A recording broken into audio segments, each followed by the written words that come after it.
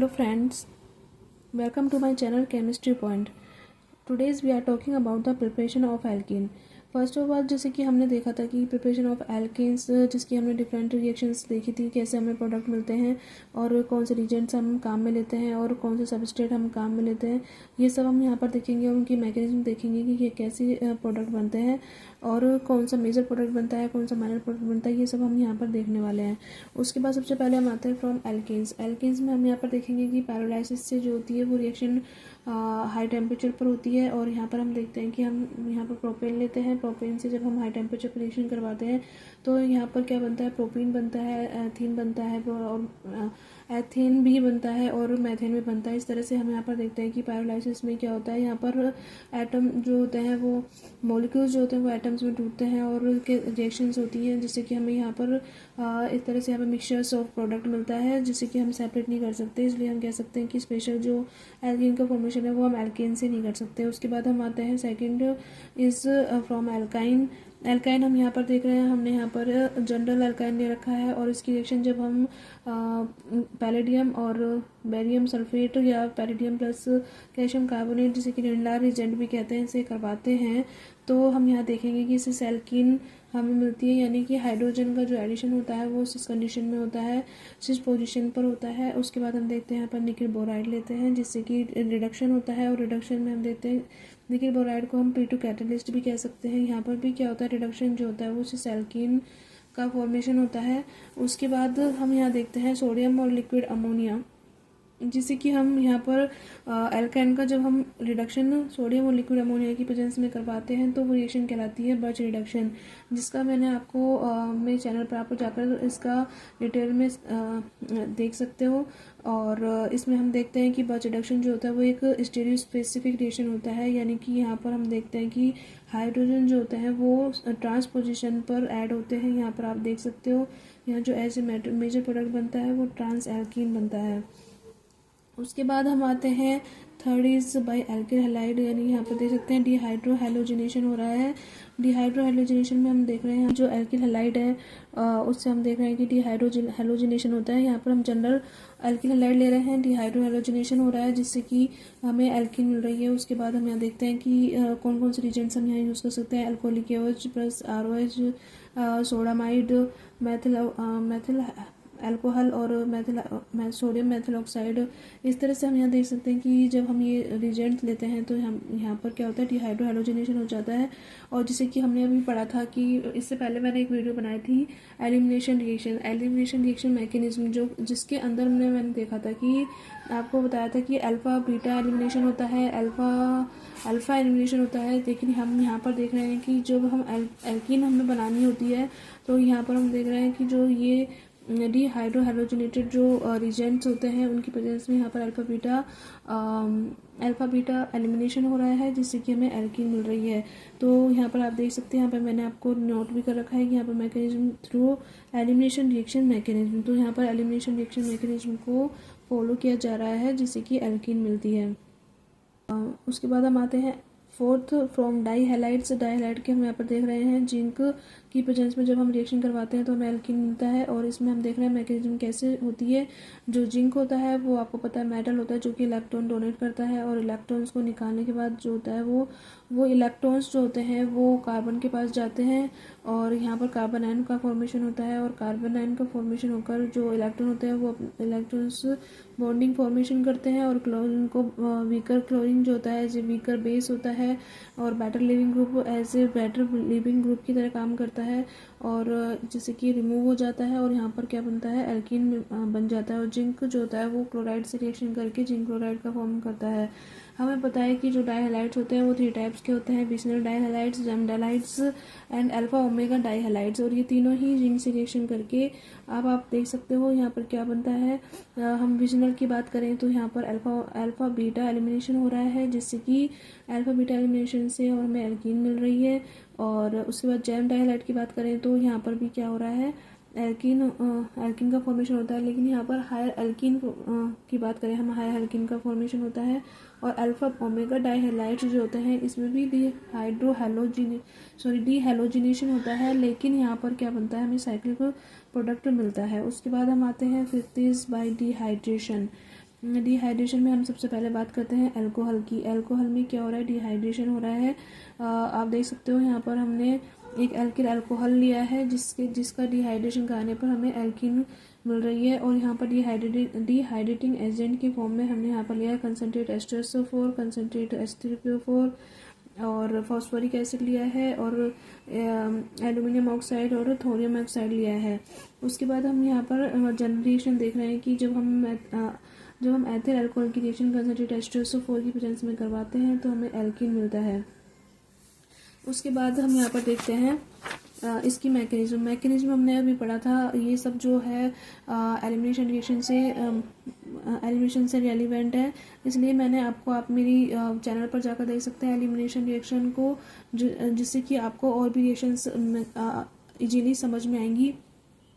अब आप यहाँ पर देख सकते हैं, यहाँ पर भी अल्फा बीटा एलिमिनेशन हो रहा है और कार्बोकेटाइन बनेगा। आप यहाँ पर देख सकते हैं कि जैसे कि ये अल्कोहल है, फंक्शनल ग्रुप है जो कि जिस कार्बन से जुड़ा हुआ है वो अल्फा कहलाएगा और जो सेकंड है वो बीटा कहलाएगा। यहाँ पर H+ यानी कंसनट्रेट जो हम H2SO बोल रहे हैं उसका प्रोटॉन जो होता है वो OH से रिएक्शन करता है।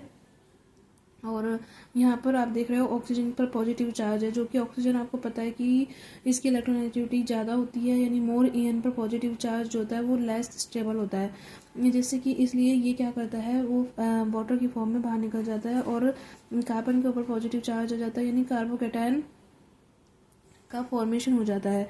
और फिर क्या होता है कि ये प्रोटॉन को रिमूव कर देता है और एल्कीन का फॉर्मेशन हो जाता है। अब आप यहाँ पर देख रहे हो कि intermediate is carbocation, so reactivity of the reaction is depends on the intermediate that is carbocation. और हमने आपको एलिमिनेशन रिएक्शन में, आप मेरे जो चैनल पे जाकर आप देख सकते हैं एलिमिनेशन रिएक्शन मैकेनिज्म में मैंने आपको ये बताया भी है कि जब इंटरमीडिएट कार्बोकेटायन बनता है तो यहाँ पर रीअरेंजमेंट भी पॉसिबल हो सकता है।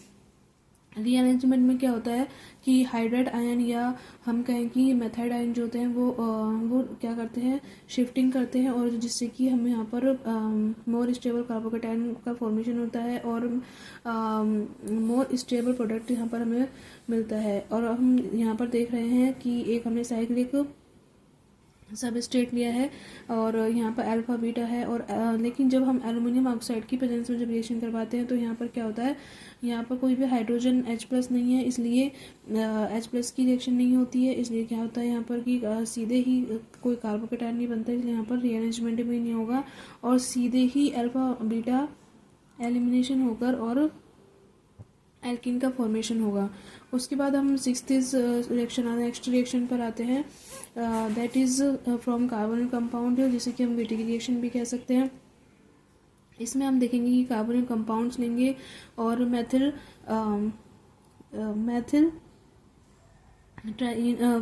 मैथिलीन ट्राइफेनिल फॉस्फोरेन जो हमने लिया है उसकी प्रेजेंस में जब रिएक्शन करवाई जाती है तो क्या होता है कि जो ऑक्सीजन होता है वो मैथिलीन ट्राइफेनिल फॉस्फोरेन से क्रिया कर लेता है और इस तरह से हमें यहाँ पर आप देख सकते हो एल्कीन का फॉर्मेशन हो जाता है। उसके बाद फ्रॉम कार्बोक्सिलिक एसिड, जिसमें हम देखते हैं कोल्बे इलेक्ट्रोलाइसिस भी कह सकते हैं इसको। कोल्बे इलेक्ट्रोलाइसिस हमने एल्केन में भी देखा था और अभी हम यहाँ पर देख रहे हैं। तो यहाँ पर आप देख सकते हो इलेक्ट्रोलाइसिस से एल्कीन का फॉर्मेशन हो रहा है, कार्बन डाइऑक्साइड, सोडियम हाइड्रोक्साइड और हाइड्रोजन रिलीज हो रही है। इसकी मैकेनिज्म में हम यहाँ पर देखेंगे जैसे कि हमने मैकेनिज्म एल्केन के फॉर्मेशन में देखी थी। यहाँ पर भी आप देख सकते हो कि जो सोडियम है वो क्या करता है, वो रिलीज हो जाता है और एक इलेक्ट्रॉन देकर, और जैसे कि यहाँ पर आप देख रहे हो कि रेडिकल्स बन जाते हैं और ये रेडिकल्स जो होते हैं वो ऑक्सीजन पर स्टेबल नहीं रहते, ये CO2 की फॉर्म में एनोड पर ऑक्सीडेशन हो जाता है, जिससे कि ये CO2 जो होता है वो रिमूव हो जाता है और यहाँ पर दोनों कार्बन्स पर एक एक रेडिकल आ जाता है और ये रेडिकल्स जो होते हैं ये बॉन्डिंग कर लेते हैं, जिससे कि एल्कीन का फॉर्मेशन हो जाता है। और कैथोड पर क्या होता है, रिडक्शन रिएक्शन होती हैं, जिससे कि यहाँ पर सोडियम जो होता है वो इलेक्ट्रॉन से रिएक्शन करके सोडियम में कन्वर्ट हो जाता है, सोडियम हाइड्रोक्साइड बनाता है और हाइड्रोजन रिलीज हो जाती है। सेम एज ए रिएक्शन होती है जैसे कि हमने एल्केन में इसकी स्टडी की थी।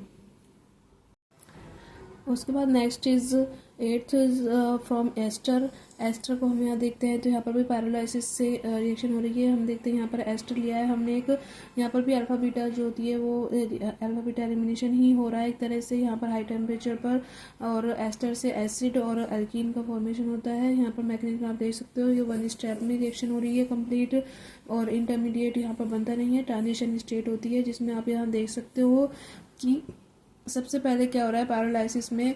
यहाँ पर जो ऑक्सीजन और CH2 के बीच में जो बॉन्डिंग है उसमें आप कह सकते हो कि जो ये एक तरह से फंक्शनल ग्रुप जुड़ा हुआ है, इसलिए हमने यहाँ पर इसको अल्फा नाम दिया। यहाँ पर ये जो होता है ये पूरा फंक्शनल ग्रुप है, ये जो आप यहाँ पर देख सकते हो ये पूरा फंक्शनल ग्रुप है, इसलिए इसको यहाँ पर क्या कहा है अल्फा, और यहाँ पर बीटा लिया है। और जब ये ग्रुप जब हम रिमूव कर रहे हैं पैरालाइसिस में तो क्या होता है कि ये ग्रुप यहाँ पर इलेक्ट्रॉन देता है, ये इलेक्ट्रॉन्स यहाँ पर आते हैं। और अब आप यहाँ पर देखोगे कि जो ये हाइड्रोजन है, प्रोटॉन है, ये अपने इलेक्ट्रॉन जो होता है यहाँ बॉन्डिंग बनाता है, और ये हाइड्रोजन प्रोटॉन की फॉर्म में बाहर निकल जाता है।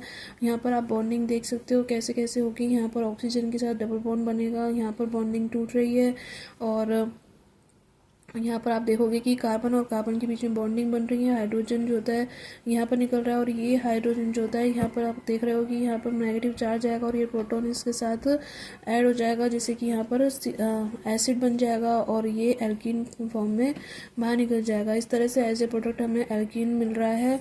यहाँ पर हॉफमैन रूल जो होता है ये आप नोट कर लें कि हॉफमैन रूल फॉलो होता है, लेस रिप्लेसेबल ग्रुप जो एल्कीन होते हैं वो मेजर प्रोडक्ट बनते हैं। यहाँ पर क्या होता है, जैसे कि हमने सेट-जेफ रूल एलिमिनेशन रिएक्शन में पढ़ा था, वहाँ पर क्या होता था कि मोर रिप्लेसेबल ग्रुप जो एल्कीन होती थी वो मोर स्टेबल होती थी, क्योंकि वहाँ पर हमने देखा था कि ऐसे इंटरमीडिएट जो होता है वो कार्बोकेटायन बन रहा था, और यहाँ पर क्या बन रहा है, यहाँ पर लेस रिप्लेसेबल ग्रुप जो होता है एल्कीन वो मेजर प्रोडक्ट के रूप में बनती है फ्रॉम एस्टर से जो पैरालाइसिस रिएक्शन बनता है। उसके बाद हम आते हैं 9th is from tetra alkyl ammonium hydride. हाँ, तो हम देख रहे थे कि टेट्रा एल्किल अमोनियम हाइड्रोक्साइड से रिएक्शन से भी पैरालाइसिस होता है, और पैरालाइसिस से जो होती है वो क्या बनता है, हमें एल्कीन मिलता है। यहाँ पर भी हम देख रहे हैं रिएक्शन कैसे हो रही है, जो हाइड्रोक्साइड है वो भी क्या कर रहा है, हाइड्रोजन को रिमूव कर रहा है, और हाइड्रोजन जो होता है उसके इलेक्ट्रॉन जो होता है कार्बन कार्बन के बीच में बॉन्डिंग करते हैं। यहाँ पर भी अल्फा बीटा एलिमिनेशन हो रहा है। आप यहाँ देख सकते हैं यहाँ से हाइड्रोजन जा रहा है, और यहाँ से ये ग्रुप पूरा रिमूव हो रहा है। इस तरह से अल्फा बीटा एलिमिनेशन की रिएक्शन हो रही है, और यहाँ पर आप देख सकते हो कि ये भी ट्रांजिशन स्टेट, यानी कि हम कह सकते हैं यहाँ पर ट्रांजिशन स्टेट बन रहा है। अल्फा बीटा एलिमिनेशन है, लेकिन यहाँ पर क्या बायोमोलिकुलर रिएक्शन हो रही है एक तरह से। और हम यहाँ देख सकते हैं कि इस तरह से एल्कीन का फॉर्मेशन हो रहा है। यहाँ पर इंटरमीडिएट जो होता है वो कार्बन आयन बनता है, और ये भी हाफमान रूल को फॉलो करता है। और यहाँ पर प्रोटॉन जो होता है वो उस कार्बन से निकलता है जहाँ पर मोर स्टेबल कार्बन आयन बनता है। ये जो आपको यहाँ पर पॉइंट्स दिए हुए हैं ये आप अच्छी तरह से नोट कर लें, क्योंकि ये जो पॉइंट्स होते हैं वो एक्चुअली लर्न करने में नहीं होते, ये होते हैं आपको क्वेश्चन सॉल्व करने के लिए। जो आपको कॉम्पिटिटिव एग्जाम्स में जो क्वेश्चंस आते हैं उनमें भी आपको ये हेल्प करते हैं, जिससे कि आपका प्रोडक्ट जो होता है वो क्या बनना है वो आप डिसाइड कर सकते हो।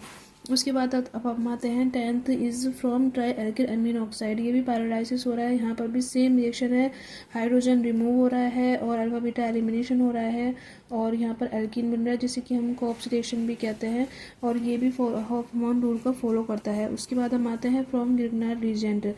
गिग्नार रीजेंट आपको सबको पता है क्या होता है। यहाँ पर मैग्नीशियम हैलाइड जो होता है, एल्किल मैग्नीशियम हैलाइड जो होता है, इसको हम कहते हैं गिग्नार रीजेंट। ये इस प्रोडक्ट के साथ इस रीजेंट के साथ रिएक्शन करता है, जिसमें कि एल्किन पहले से ही है। और यहाँ पर हम देख सकते हैं कि यहाँ पर ये जो एक्स होता है वो